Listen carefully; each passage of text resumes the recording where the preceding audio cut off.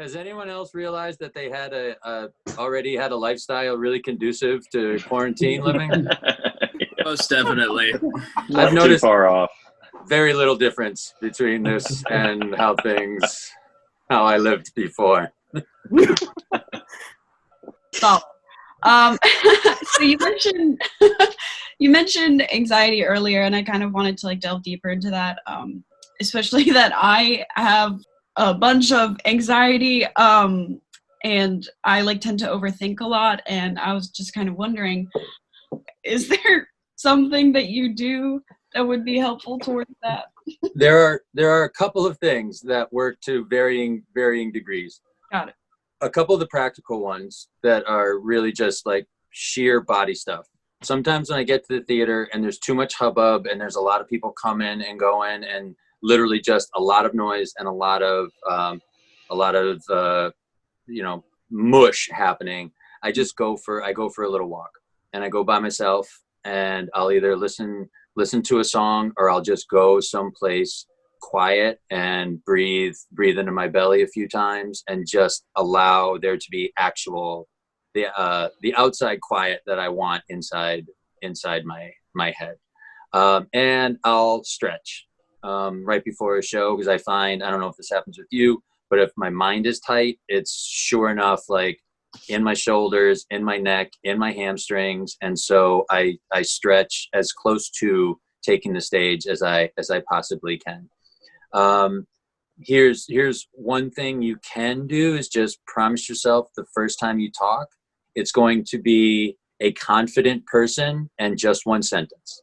That you can do. And Dave is a big proponent of the more words you use, the more power you take away from each of them.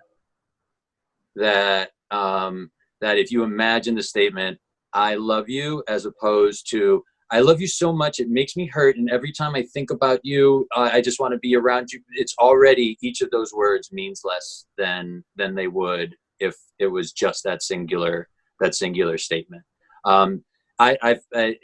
And like the hard part about playing even a character who's anxious is it opens the door for the audience to believe the actor is anxious.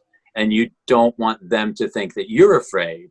It's okay if the character is, but people, we all recoil from fear. And so if we see that in a player, we don't want to get on board with that player, because now we're made to feel afraid for getting on their side, because we don't think they can pull it.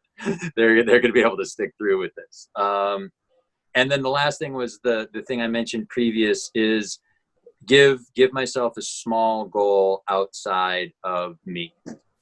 And I go to editing because that's something that, like, I'm not in that scene. I'm not planning on being in the next scene, but I will just serve someone else here.